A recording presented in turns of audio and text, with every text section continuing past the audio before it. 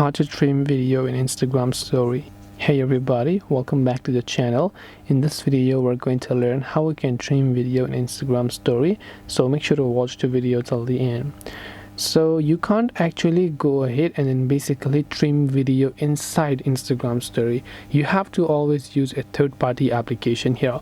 Now if you were talking about splitting the videos to multiple segments for Instagram supports 1 minute of videos. If you have a longer video, you can split it into 60 seconds each using this video splitter app. But if you're talking about trimming down the video, you can't do it using the Instagram app. Instead, I would recommend you download this app called InShot. It is a free application on Play Store and App Store.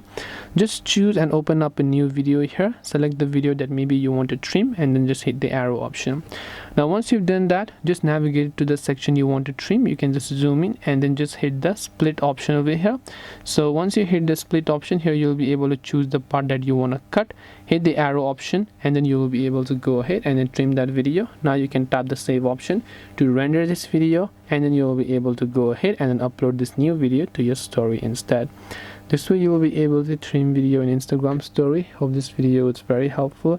If you have got any questions, feel free to leave them down below. Thank you for watching and see you in the next video.